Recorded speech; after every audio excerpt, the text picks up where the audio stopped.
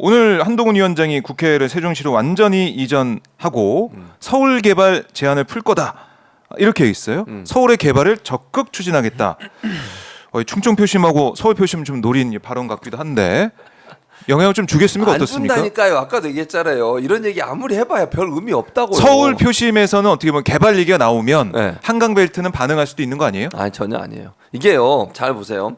이게 만약 국회를 세종으로 옮기는 것도 물론 민주당도 그런 네. 안에 동의하고 있고 노무현 전 대통령 그렇게 얘기하셨지만 국회 동의가 필요한 영역이잖아요. 자기 마음대로 옮길 수 있는 부분이 아니에요. 다음 국회 얼마나 될지도 모르잖아요. 국회 구성이 어떻게 될지도 모르고 네. 이거를 현실성이 있느냐 없느냐를 따져보면 아직까지 모르는 거예요. 그냥 지금 던져놓지만 이게 현실화될 가능성이 높냐? 저는 그게 보이지도 않아요.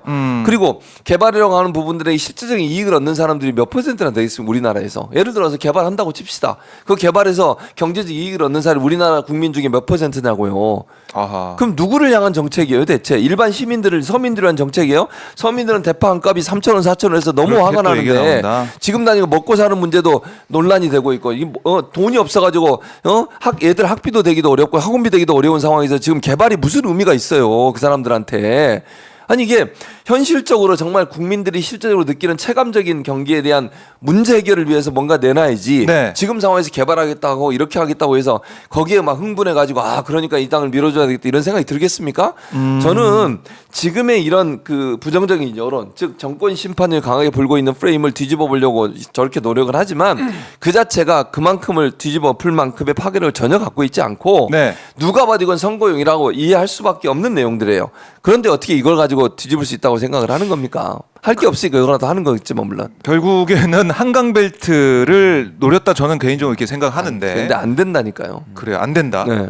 어떻게 보세요? 근데 저는 뭐 할 게 없어서 던졌다라는 말은 맞는 것 같아요. 내용이 네. 없으니까 이제 채우려고 머리를 나누면서 쓴 것 같은데 전 얼마나 국민들을 우습게 보는가. 그러니까 쉽게 말해서 고무신 막걸리 선거하겠다는 거 아닙니까? 그냥 경제적 이익을 기대감을 줄 테니까 우리 찍어. 뭐 이런 거예요. 그러니까 참 국민의 길을 얼마나 우습게 아는가라는 건데 네. 국민을 우습게 아니까 이종섭 피의자 같은 뭐 호주 대사 임명하는 거 아니겠습니까? 그 인식의 전 연장이다라고 좀 보는 것이고 저는 이번에 국회를 세종으로 옮긴다고 하니까는 저는 지방분권에 원래 진심인 사람이고 원래 찬성하기 때문에 그 메시지는 되게 반가워요. 근데 내용을 들여다보니까 완전히 꽝이죠. 왜? 첫 번째는 윤석열 대통령은 청와대를 옮겨가지고 용산 가가지고 국정을 말아먹었거든요. 근데 지금 한동훈 위원장은 국회를 옮겨가지고 뭐 새 정치를 해보자.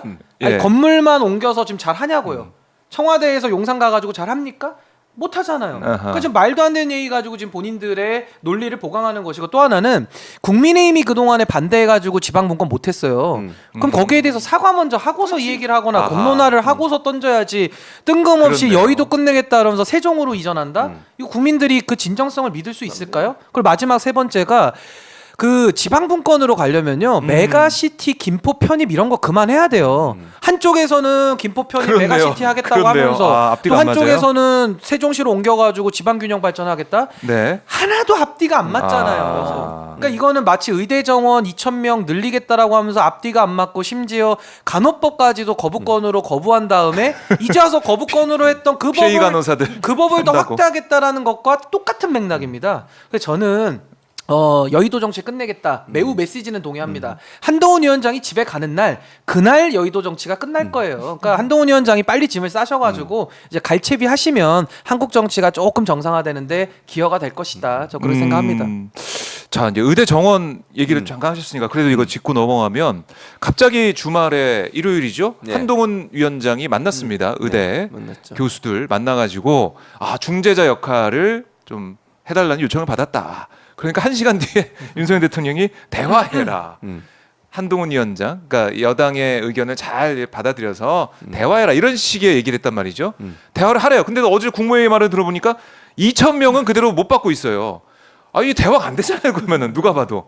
그리고 어제 이면택 의사가 당선이 됐습니다. 의협 회장이 회장이요. 당선됐는데 그분 누군지 아시죠? 네. 이틀만 이틀만. 했던 분이 당선돼서 장관들 다 자르고 대통령 사과해야지 대화할 수 있다 이러고 있습니다. 심지어 그 사회수석했던 안상우 그분 공천 취소까지 껴넣기 때문에 매우 강력한 조치를 지금 이런 요구하고 거 있습니다. 보면서 계속 늪으로 빠지는 느낌인데 어떻게 보셨어요? 아니, 그러니까 대화가 되겠습니까? 대화가 안 되죠. 지금 나는 이게 대통령이 한동훈 비대위원장을 완전히 그냥 뭐라고 이게 뭐 그 일반적으로 쓰는 말 하셔도 됩니다. 안돼 그거 못 하고요.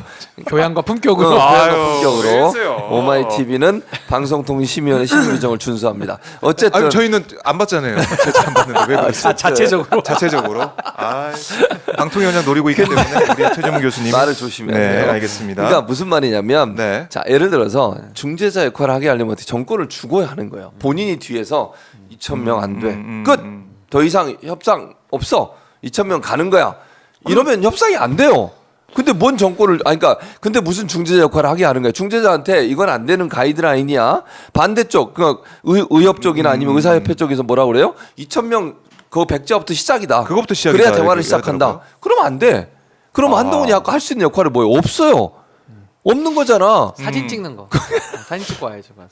아니, 그러니까 아직- 협상의 네. 중재자를 시키려면요 정권을 주는 거예요. 본인이 알아서 해봐라 한번 그러면 모든 걸 원점에 재검토해서 다시 해봐라라고 하면서 정권을 주면서 하라 그러면 뭔가 중재자로서 역할을 할 수 있어요. 네. 그럼 뭔가 딜이 되게 만들어야 되잖아요. 협상 과정에서 줄 게 있고 받을 게 있고 이래 협상이 되는 거 아니에요. 근데 그렇죠. 2,000명은 절대로 안 돼. 이건 양보할 수 없는 선이야. 근데 의협 쪽에서는 2,000명을 원점 검토 안 하면 우리는 대화 못 해. 그거 어떻게 되는 그거 거예요? 못 하는 거야. 중재자 안에 끼워가지고 피해고는. 그냥 아무것도 못 하고 바보 되는 거예요.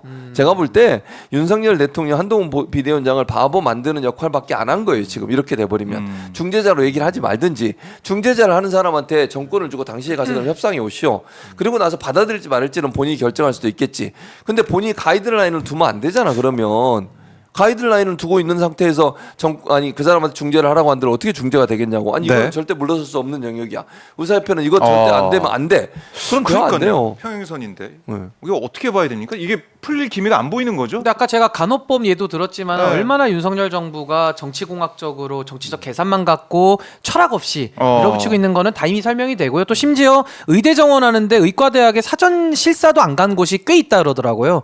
그러니까 완전히 엉망진창으로 졸속으로 해온 거기 때문에 예. 저는 지금 의사들의 집단 사직에 대해서도 이거 책임 소재를 가려야 된다. 이게 의사들이 잘못한 게 아니거든요. 근데 지금까지도 모든 언론과 모든 그 프레임 자체가 의사들을 다 악마화시켰어요. 그래 놓고서 지금까지 재미를 다 봐놓고 이제 표가 떨어지고 표가 안 되니까 한동훈 보내가지고 중재와 이러니까 저는 교수님 말씀하신 그 권한의 문제도 있지만은 더 중요한 것은 정책 집행의 방법이 완전히 꼬였다. 아하. 아니 처음부터 대화로 시작하고 중재라는 이런 정치적 방법을 써가지고 안을 만들고 그걸 밀어붙여야지. 처음에는 소아 청소년 회장 입 네. 틀어막고 그분이 회장 됐습니다. 아니 입 틀어막고 하필이면. 처음에 막 와가지고 의사들 코너에 몰아놓고 막 후드로 팼어요. 그 의사들이 막 살려달라 그러고 막 집에 가고 이러니까 이제 와가지고 대화 안 하면은 안 돼. 한동훈 보내서 대화해봐. 이게 일의 순서가 이렇게 할 수는 없는 겁니다. 그래서 저는 윤석열 대통령이 할 수 있는 일은 이면태 회장님이 건 조건처럼 빨리 보건복지부 장관 자르고 네. 박민수 차관 정리하고 안상훈 사회수석 공천 취소하고 그러고 다시 만남의 자리를 만들어서 진정성을 갖고 대화를 해라. 예. 진정성을 갖고 해라. 그럼 행동이 따라와야겠죠. 말로만 갖고 이제는 어음거래가 됩니까? 현찰 갖고 와도 그렇죠. 거래해줄까 말까예요. 그렇죠. 아니, 본인이 한 행동을 생각하셔야죠. 아하. 의사들이 평범한 일터를 다 잃어버렸고 네. 그 안에서 국민들이 그렇게 피해를 본 건데 이 사안을 이렇게 가볍게 정리할 수 있습니까? 사실은 의사라고 하면 우리가 이제 보수적이다. 물론 안 그러신 분도 많지만 보수적인 집단이다라는 생각을 많이 했잖아요. 기득권을 많이 가지고 있다라고 했는데 맞아요. 그래서 맨 처음에는 의사를 향한 의대 정원 문제, 그러니까 의사들이 반발하니까 아니 국민들 위한 건데 왜 이렇게 반발하고 있느냐 비판이 컸어요. 정부를 응원했어요. 근데 여론이 이제 뒤집히는 거 아니겠습니까? 아니 이게 정부라면은 뭔가 대화를 하든가 뭔가 환자들 피해 없게 만들어야 되는데 피해는 국민만 보내?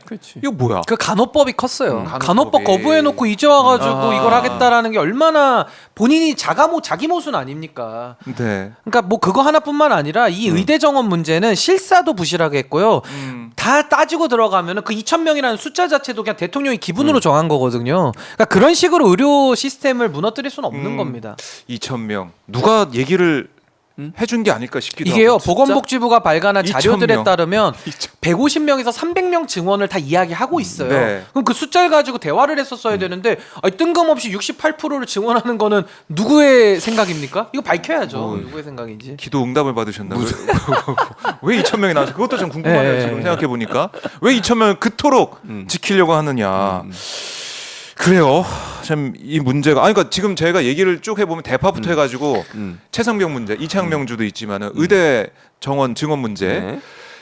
계속 쌓이고 있는데 결국에는 한동훈 위원장을 내세워서 윤석열 대통령이 뒤로 좀 물리는 그 전략을 쓰면서 초반엔 재미를 봤지만 결국 이번 선거 윤석열 대통령이 다시 등장을 하고 있단 말입니다.